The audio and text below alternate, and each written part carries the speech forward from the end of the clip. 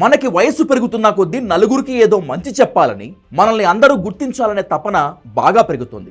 Megastar Chiranjeevi మాత్రం దీనికి ఏమాత్రం అతీతుడు కాదుగా. ఆయన సంవత్సరానికి ఒకటో రెండో సినిమాలు మాత్రమే చేసినా రోజు ఏదో ఒక రకంగా వార్తల్లో ఉంటూనే ఉంటారు. ఆయన వివాదాలు కోరి తెచ్చుకోకపోయినా ఆయన మాట్లాడిన తర్వాత అది ఏదో ఒక వివాదం అవుతూనే ఉంటుంది. దానికి చిరు లీక్స్ అనే ముద్దుగా అందరం పేరు పెట్టుకుంటున్నప్పటికీ ఇండస్ట్రీలో పెద్ద మనిషిగా ఎదిగిన చిరంజీవి అప్పుడప్పుడు నోరు జారి తన స్థాయిని దిగదార్చుకుంటున్నారా అనే అనుమానం రాకమానదు. అందరి వాడు అనిపించుకోవాలనే తాపత్రయంలో అన్నయ్య విపరీతంగా మాట్లాడేసి కొన్నిసార్లు అడ్డంగా దొరికిపోయి దాన్ని కవర్ చేయడానికి నానా తంటాలు పడుతుంటారు. టాలీవుడ్లో చిన్న సినిమా అయినా పెద్ద సినిమా అయినా ఆ మూవీ ప్రీ రిలీజ్ ఫంక్షన్కి ముఖ్య అతిథిగా చిరంజీవి రావాలని అందరూ కోరుకుంటారు. ఆయన కూడా పిలిచిన వాళ్ళందరికీ నో అని చెప్పకుండా ఆ ఫంక్షన్స్కి వెళ్ళి మూవీ టీంని ఆశీర్వదించి వస్తుంటారు. ఇండస్ట్రీకి తానే పెద్ద దిక్కుగా ఉండటం వల్ల తాను వెళ్ళకపోతే వాళ్ళు ఏమనుకుంటారో అనే భయంతో ఖచ్చితంగా వెళుతుంటారు చిరు.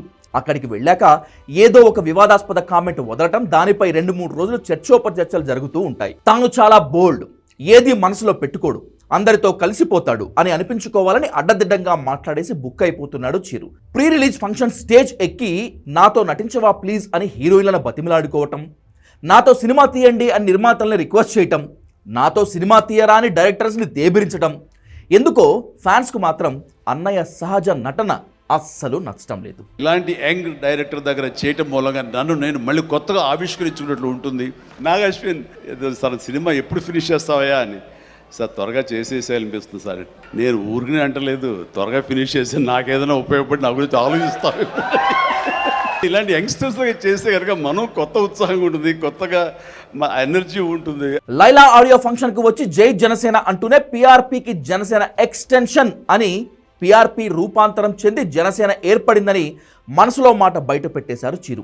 పిఆర్పి పుట్టుక, వైఫల్యము, విలీనం తెలిసిన జనం అంతా ఇప్పుడు ఈ మాటలు అవసరమా అని తలలు పట్టుకుంటున్నారు. జై జనసేన.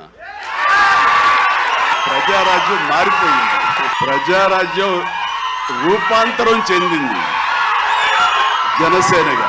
చిరంజీవి గారు ప్రజారాజ్యం పార్టీనే తొండ ముదిరి ఊసర వెళ్ళిందంట. అలాగే ప్రజారాజ్యం పార్టీ రూపాంతరం చెంది జనసేన అయిందనే విషయం ఇప్పుడు దాకా ఎందుకు చెప్పలేదు అన్నా నేను. అది నా బాధ. ప్రజారాజ్యం పార్టీ ముదిరి కాంగ్రెస్లో కలిసింది. ఈ జనసేన కూడా ముదిరి బీజేపీలో కలిసిద్దేమో జాగ్రత్త పడమన్నా. దీన్ని కూడా అలా విలీనం చేసేస్తాడా?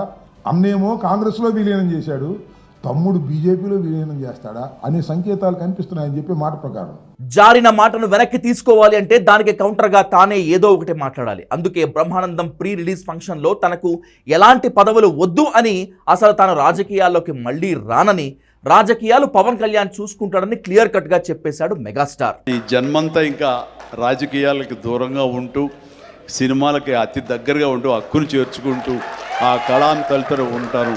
పొలిటికల్గా ముందుకు వెళ్ళటానికి నేను అనుకున్న లక్ష్యాల్ని, నేను అనుకున్న సేవాభావాల్ని, ఆ సేవల్ని చేయడం కోసంగా పవన్ కళ్యాణ్ ఉన్నాడు, ముందుకు వెళ్తున్నాడు. ఇక్కడితో కథ అయిపోలేదు. ఏదో సరదాగా నాకు మనవడు కావాలంటూ చిరంజీవి మాట్లాడిన మాట మీడియాలో ఓ వర్గం విపరీతార్థాలు తీసి నానా యాగి చేసేసింది. చరణ్ ఈసారికైనా సరే ఇంకొక అబ్బాయిని కనరా, మన లెగసీ కంటిన్యూ అవ్వాలరా అని కోరిక. తనకి అసలు ఈ ముద్దు ఈ అమ్మాయి అంటేనే మళ్ళీ ఇంకో అమ్మాయిని అంటాడేమో నా భయం. మా తాత రసికుడు అంటూ చిరంజీవి పేల్చిన మరో బాంబు సోషల్ మీడియాలో అటు తిరిగి ఇటు తిరిగి వెళ్ళి పవన్ కళ్యాణ్కి తగిలింది. పవన్ కళ్యాణ్కి తాతగారి బుద్ధులు వచ్చాయంటూ ట్రోలింగ్ మొదలైంది. మా అమ్మగారి తండ్రి గారు రాధాకృష్ణ నాయుడు, నీకు ఎవరు పోలికలైనా ఎవరి బుద్ధి అని రావచ్చు కానీ ఆయన బుద్ధులు మాత్రం రాకూడదురా అనేవాళ్ళు. ఎందుకంటే ఆయన రసికుడు. ఇద్దరు ఇంట్లో ఉండేవాళ్ళు, నాకు 2 అమ్మమ్మలు. వీళ్ళిద్దరి మీద అలిగితే మూడో వ్యక్తి పాపం ఎవరో ఒక అన్నీ కోల్పోయిన ఒక వ్యక్తి అనమాట, జాలి కొలేది ఆవిడకి అతి దగ్గర అయ్యారు ఆయన.